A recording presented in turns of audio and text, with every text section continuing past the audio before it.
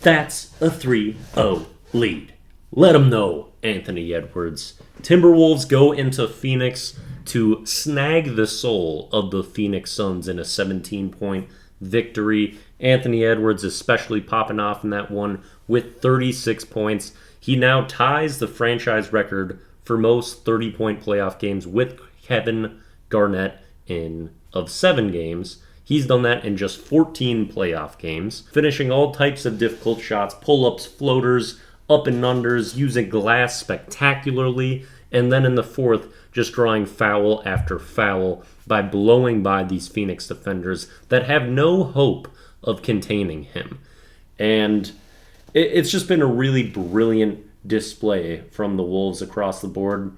We have just dominated the third quarters against the Suns. A lot of that has to do with Nickeil Alexander-Walker, who has owned those quarters, hitting corner threes. In a span of about 3 minutes in this game, I think he hit 3 threes and gets a drop-down, curl-around pass to Rudy Gobert for an and one.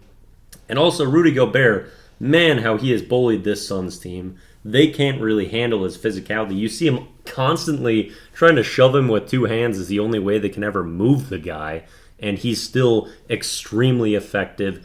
And man, he's making his free throws. 7 of 8 from the line tonight. In the previous 2 games, 6 of 7 each of those times. Dude's making the free throws, doing everything we want, switching out, guarding on the perimeter, doing his usual boarding, bullying, blocking. It has just been fantastic to watch.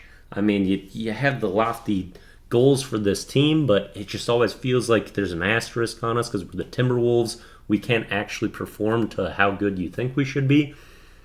In the playoffs, we haven't. So far, I mean, 3-0. First time in the franchise's history we have had a 3-0 series lead, and we're doing it against Kevin Durant, Devin Booker, Bradley Beal. What? Like, you just feel like there's got to be a night where at least one of those guys pops off, goes game breaker, and we can't stop them.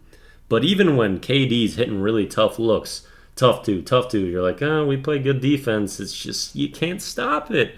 Well, it doesn't matter. We're just going to go down on the opposite end, move the ball a shit ton, and get a good look from 3, and you're going to have to come back down and make a really tough 2.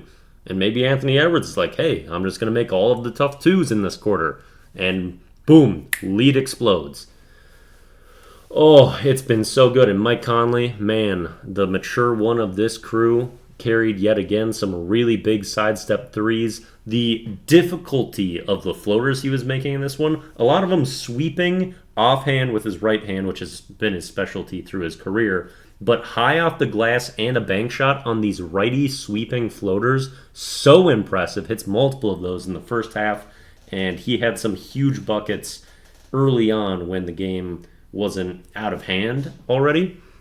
Mike has just been brilliant. Even some turnovers that were uncharacteristic in this game, he instantly made up with those with a big play, usually a 3. And it makes me feel so good. And I feel so good that Karl Anthony Towns is not our best player and that we don't have to give everything up to him and rely on him to perform. Because he actually had some brilliant moments in this one, and that's not the problem with Cat. The highs can be really high. The lows are just still in equal measure to that, though. And we had him as kind of the primary focus to start this game. I'm like, dang, we're getting the ball to him at the top of the key. Also running a lot of pick and roll with him and Gobert, which is an interesting dynamic. And I kind of liked those looks. And Cat actually got a lot of good looks at the rim. He was making triples early on, 10 first quarter points. But he also gets 3 early fouls again.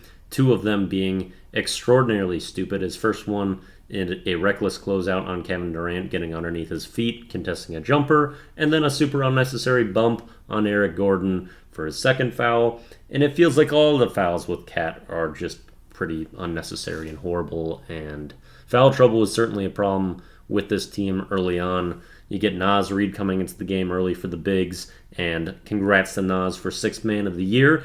Very deserving. He's improved his game just about in every facet. I mean, he's still got the tight handle. Him becoming an ultimate 3-point threat where he's a genuine concern shooting over 40%, man, you couldn't have expected that defensively, both on the perimeter and still the shot blocking that he's always had some talent with, has really grown.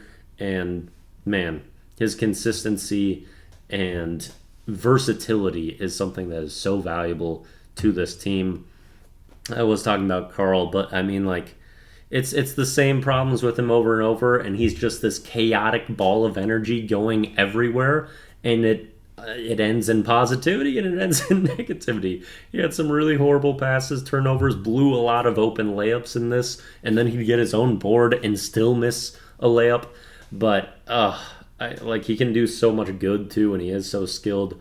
But what a stressful, exhausting player with the good and bad plays through the playoffs. So I'm just so happy to have Ant in that right too, and just a really good supporting cast as well, so that he doesn't have to be on for us to win, and it alleviates so much pain. He only plays 24 minutes in this game, and that's a lot of that was to close this one out. I mean, we have a 20-point lead in that fourth, 24 at one point, I believe. And then the lead gets cut down to 13. We're getting sloppy. Our composure's poor. And Karl-Anthony Towns is trying to break the press, almost dribbles out of bounds, almost turns it over. And then Finch is like, all right, we're getting him out of this game. And we went to a smaller, more mature lineup that can handle the three-pointers that Phoenix were going to and cover on the perimeter a little bit better. And also, we had some bad miscommunications on defense in this game, and we're giving up a lot of open looks. But most of that was in the fourth when things were already decided, and the first quarter where we were kind of sloppy. But we've just been getting better and better as these games have been going on, and I feel like that's got to be a theme through series as well, with how exhausting our defense is. You'd think that's got to take a toll on players dealing with extremely good perimeter defenders, and then your reward being Rudy Gobert and more length. Even if you're going to pass the ball after penetration, just all the crazy arms you got to get through. Like Nas had some good deflections in this game, and it makes you feel good how we could wear on teams. And it's also very good that we go up 3-0 and hopefully can get done with this series quickly, because Denver is looking like they're going to do the exact same thing. You would have hoped that the Lakers will have wore them down, and the Lakers have actually played that series well, but they're also down 3-0. And so the Nuggets are probably going to advance soon. We have to take care of business and do the same so they can't get this big portion of rest ahead of them. And they will have home court advantage because they got the 2, we got the 3 at the end of the year, which is tough. And you'd hate to see them this early, but man, it feels good to have performed at this level in the playoffs and gives you a little bit more hope to carry on.